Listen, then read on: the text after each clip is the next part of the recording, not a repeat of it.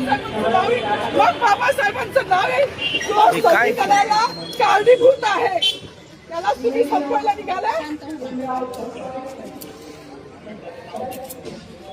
पालकमंत्र्यांची फार मोठी चूक आहे मॅडम, माफी मागणार नाही पण पालकमंत्र्यांनी त्यांची ही चूक पत्रात घ्यावी. नाही आता राहू दे, जसं आहे तसंच राहू दे.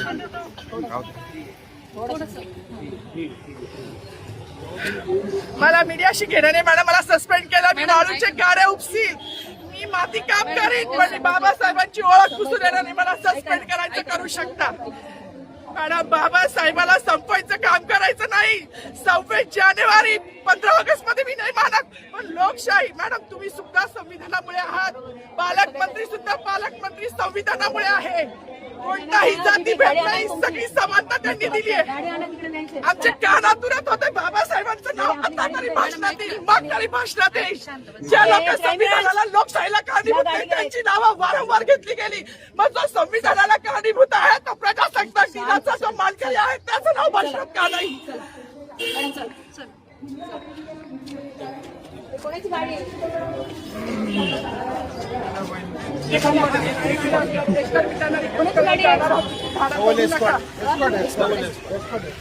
अरे माझी गाडी असेल ना रे, ट्रॅफिकची गाडी काढ रे.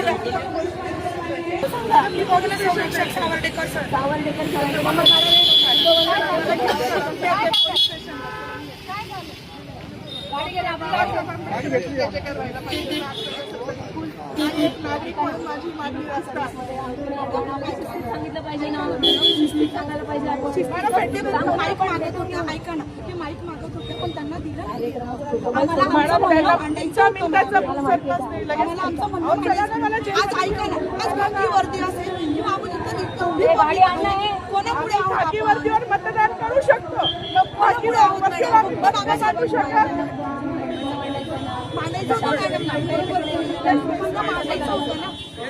माईक दिला नाही गेला ना त्यांना.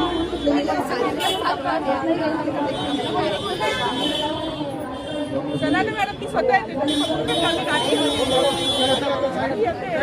येते मॅडम.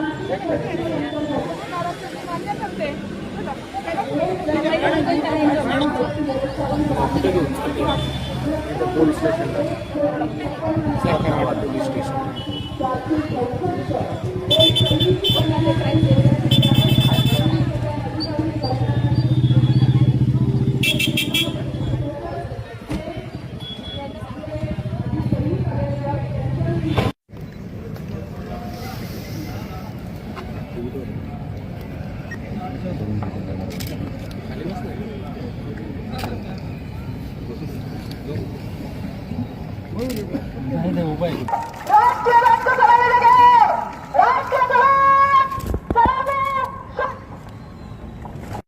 तर त्या ठिकाणी गोंधळ घातला होता.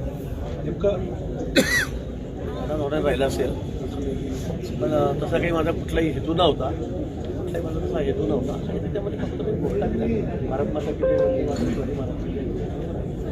पण तसं काही असेल तर अनावर झालं असेल. त्यामध्ये कुठे काही मुद्दाम नाव डावलण्याचा वगैरे हेतू नाही. आणि मला वाटतं प्रत्येक वेळेला आपण ज्यावेळी भाषण देतो ते तपासून बघा, त्यावेळेला असं काही होत नाही. यावेळेला त्याला काही वाटायचं निर्णय व्यक्त करतो.